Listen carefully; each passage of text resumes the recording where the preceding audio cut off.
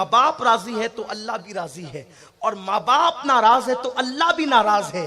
अब बताओ, खुदा को राजी करने की बात करने वालों, आप अपने घर में जरा झांकें, अपने घर में झांकें और फिर देखें कि हमारे माँ बाप हमसे राजी।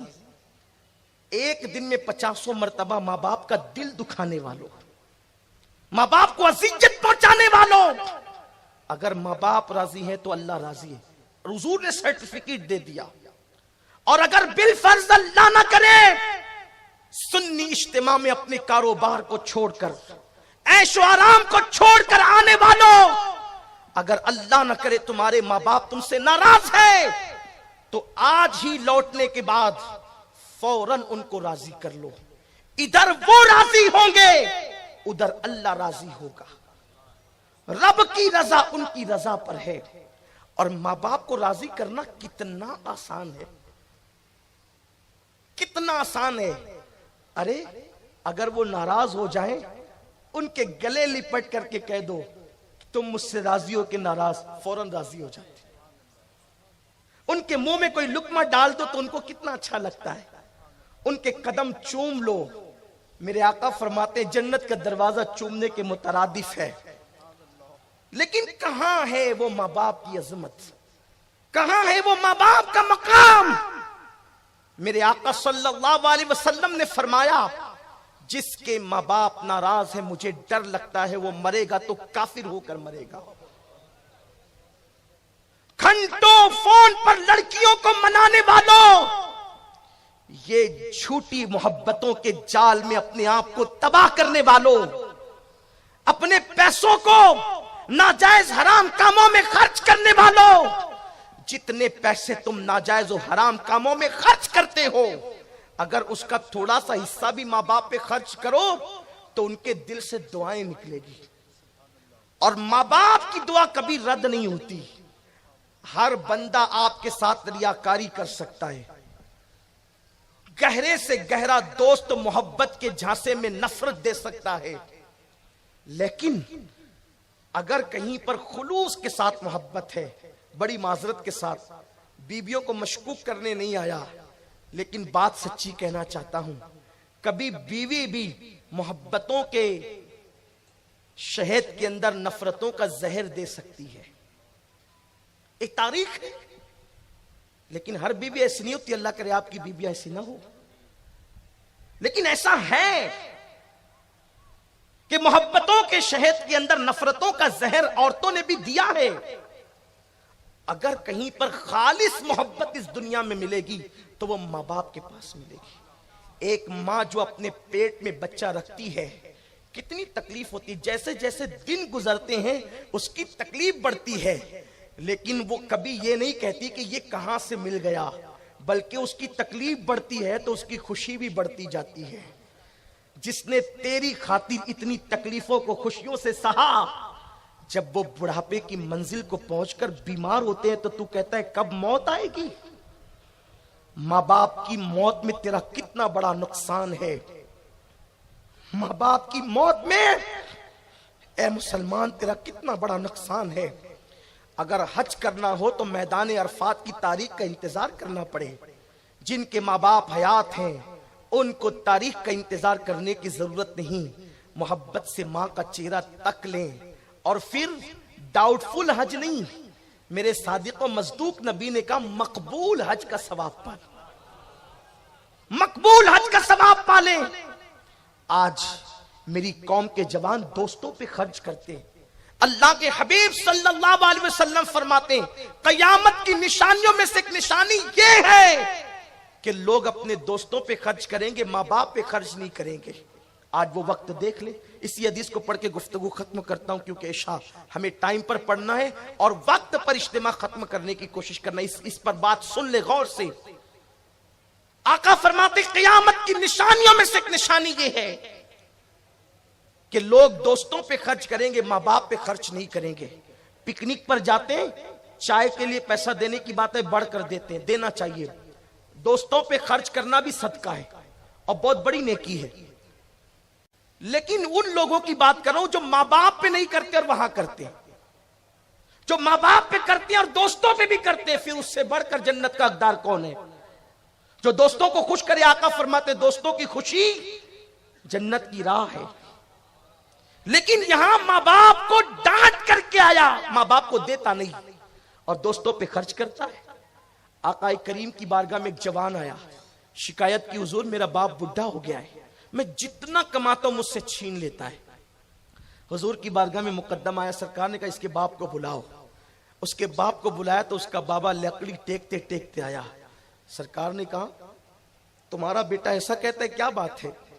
اس نے کہا آقا جب یہ بچہ تھا اور میں جوان تھا، میں جتنا کماتا تھا اس پہ خرچ کر دیتا تھا، میں نے کبھی اس پہ خرچ کرنے میں کوتاہی نہیں کی. اور آپ بھی باپ ہیں، ہم بھی باپ ہیں، ہم سمجھتے ہیں بچے اگر کسی چیز کا مطالبہ کریں تو ہم فوراً اس کو پورا کرتے. بچوں کی بات ذہن میں آتی ہے، یاد آتی ہے، بار بار رہ رہ کر کچو کے دیتی. کوئی فرمائش کر لی تو اس وقت تک بات ذہن میں رہے گی جب تک کہ پوری نہ کر دیں. آپ بھی کرتے ہیں، ہم بھی کرتے ہیں، سب کی بات ہے، سب بچے والوں کو پتا ہے.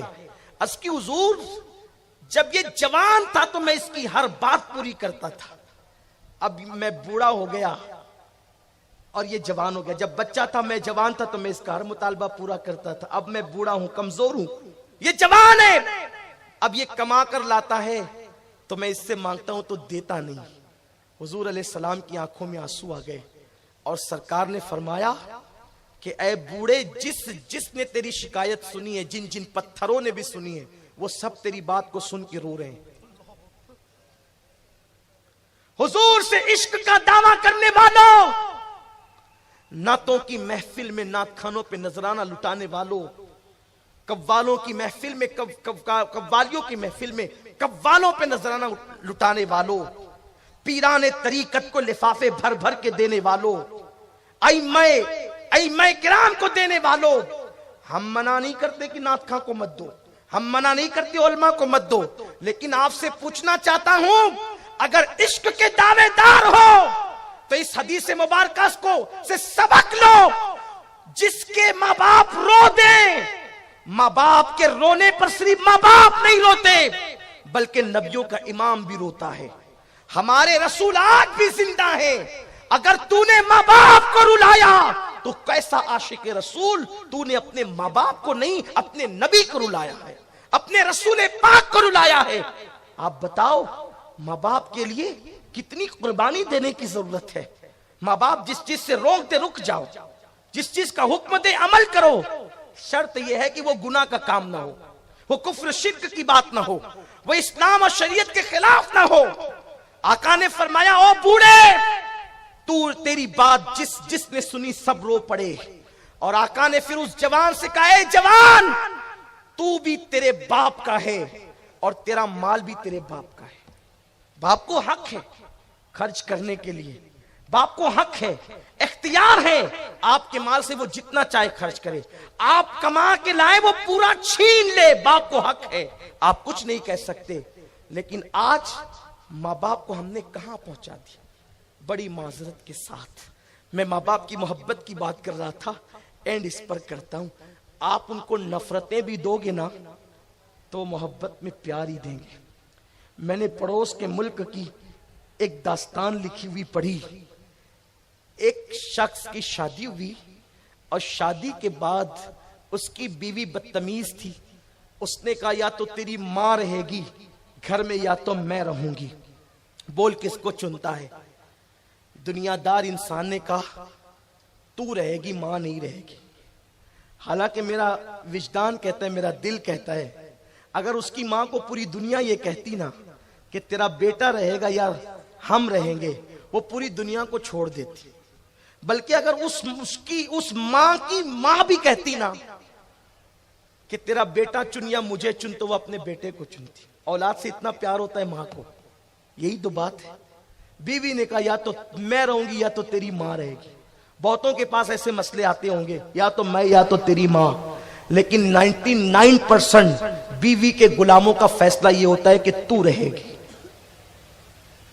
اس نے بھی وہی فیصلہ کیا، تو رہے گی ماں نہیں رہے گی. تو کہا ماں کا کیا کرے گا؟ تو کہا میں ماں کو اولڈ ہاؤس میں بڈھا گھر میں پہنچاؤں گا. ماں کو کہا امی ایک کام کرو، میں تمہیں آج پارک میں گھمانے لے جاتا ہوں۔ اس دن ماں کی کلی کلی کھل اٹھی، ناہنجار بیٹے نے ماں کو کار میں بٹھایا، دولت بہت تھی، خوبصورت کار میں ماں کو پہلی بار بٹھا کر پارک کی سیر کے نام پہ لے گیا، اور لے جانے کے بعد ایک اولڈ ہاؤس کے پاس گاڑی روکی اور ماں کو اس کے اوٹے پر بٹھایا، کہا ماں مجھے معاف کرنا۔ ایسے بھی معاف کیے جاتے، لیکن کہہ دیا ماں مجھے معاف کرنا۔ کہا بیٹے کیوں؟ کہا ماں میں نے تجھے پارک کے دھوکے سے لایا تھا، میری بیوی کہتی ہے کہ یا تو میں رہوں گی یا تو تیری ماں، اس لیے امی یہ اولڈ ہاؤس ہے، اب تم کو یہاں رہنا ہے، میں کبھی کبھی ملنے کے لیے آ جایا کروں گا۔ ٹھیک ہے امی میں چلوں؟ ماں نے کہا بیٹا اگر تیرا سنسار اسی سے اجڑنے سے بچتا ہے کہ تیری ماں نہ رہے تو چلا جا۔ ادھر یہ کار لے کر کے بھاگا، ادھر اولڈ ہاؤس کے ذمہ داران آئے کہ ایک نئی بڑیا آ کر کے بیٹھی ہے، چلو اس کے نام کی انٹری کر لیتے ہیں۔ رجسٹر لے کر کے آئے اور بڑیا سے کہا تیرا نام؟ امی اس نے اپنا نام بتایا۔ تیرا شوہر ہے؟ کہا نہیں انتقال ہو گیا۔ تو کہا تیرے بیٹے کا نام؟ تو کہا نہیں بتاؤں گی۔ پھر دوسری بار کہا مائی تیرے بیٹے کا نام؟ نہیں بتاؤں گی۔ تیسری بار مائی تیرے بیٹے کا نام؟ نہیں بتاؤں گی۔ کسی نے کہا کوئی بات نہیں، گھر سے بیٹے نے نکالا ہے، ماں غصے میں ہے، ناراض ہو گئی ہے، اس لیے اپنے بیٹے کا نام نہیں بتانا چاہتی۔ بوڑھیا نے پوری طاقت اکٹھا کی اور غصے میں آ کر کے اولڈ ہاؤس کے ذمہ داروں کو ڈانٹا، خبردار میرے بیٹے کے خلاف کچھ کہا تو وہ میرا بیٹا ہے اور بہت مشہور ہے اس کا نام اس لیے نہیں نام زبان پہ آ رہا ہے کہ میں اس سے ناراض ہوں، میں تو اس سے راضی ہوں، اللہ اس کا گھر ہمیشہ آباد رکھے، بس نام اس لیے نہیں بتاتی کہ تم اس کو پہچانتے ہو، اگر نام بتاؤں گی تو میرے بیٹے کی عزت چلی جائے گی۔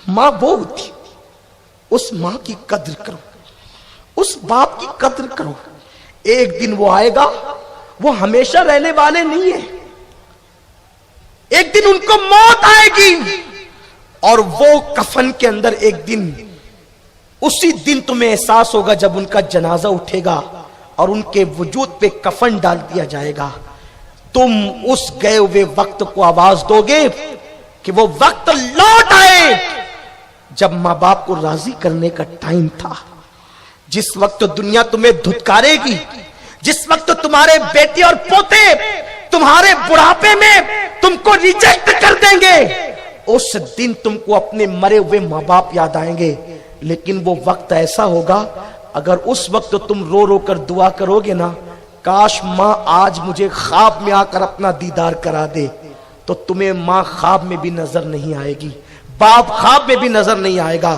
میں اپنے ان نوجوانوں کو اس سنی اجتماع جس میں ہزاروں کی تعداد میں عاشقان رسول موجود ہے، میں تمہیں تمہارے بڑھاپے کی بے کسی اور بے بسی کا واسطہ دے کر کہتا ہوں، اگر اپنے بڑھاپے کو بے بسی سے بچانا ہے، اپنے بڑھاپے کو بے کسی سے بچانا ہے، اپنے بڑھاپے کو مایوس اور سنسان ہونے سے بچانا ہے، اپنے بڑھاپے کی خوشیوں کو اجڑتا دیکھنے سے بچنا ہے، تو آج اپنے ماں باپ کی قدر کر لو، آج جا کر ماں باپ کو راضی کر لو اور ہمیشہ کے لیے اپنے ماں باپ کے قدموں سے چمٹ جاؤ، دنیا بھی کامیاب ہوگی، آخرت بھی کامیاب ہوگی، دنیا میں کوئی مراد پوری نہ ہوتی ہو، اپنے ماں باپ کے قدم پکڑ کے کہو دعا کر دو، میرے سچے نبی نے فرمایا، صادق و مصدوق نبی نے فرمایا، دعا والدی لے ولدی کا دعائی لکم، تمہارے باپ کی دعا تمہارے حق میں ایسی ہے جیسے امتی، جیسے نبی کی دعا امتی کے لیے ہوتی ہے،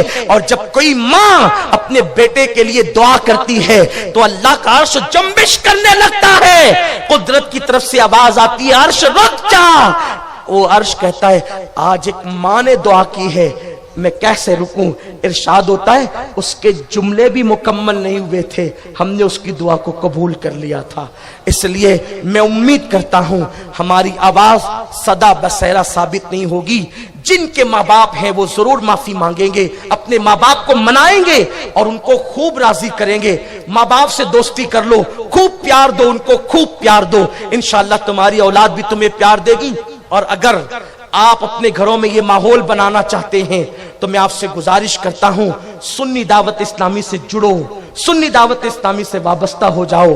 جہاں جہاں سے آئے ہو اپنے علاقوں کے اندر سنی دعوت اسلامی کی شاخیں قائم کرو, اللہ کی راہ میں سفر کرو, قافلے کے لیے وقت نکالو. 3 دن کا قافلہ, 1 ہفتے کا قافلہ, 15 دن کا قافلہ, 1 مہینے کا قافلہ, سال بھر کا قافلہ, 6 مہینے کا قافلہ. آپ جو وقت دے سکتے ہو علم سیکھو, علم کو عام کرو, اپنی بستیوں کے اندر دین کی خدمت کرو, نکل جاؤ علاقوں کے اندر, خود کا ایمان بھی بچاؤ, دوسروں کا ایمان بھی بچاؤ. اور یہ عہد کر لو آج سے, سچی توبہ کر کے نہ گناہ کریں گے نہ گناہ ہونے دیں گے انشاءاللہ تبارک و تعالی. پھر دیکھیے کیسا انقلاب آئے گا. جو آزاد قافلے میں جانا چاہتے ہیں, سامنے اسٹال لگا ہوا ہے, وہاں پر لکھا ہوا ہے قافلے میں جانے والے یہاں نام لکھائیں, مبلغ بننے والے نام لکھائیں. اپنے علاقوں کے اندر اگر سنی دعوت اسلامی کی برانچ قائم کرنا چاہتے ہیں, شاخ قائم کرنا چاہتے ہیں, وہاں نام درج کرائیں, موبائل نمبر درج کرائیں. انشاءاللہ جلد ہی آپ کے علاقے میں سنی دعوت اسلامی کی شاخ قائم کی جائے گی.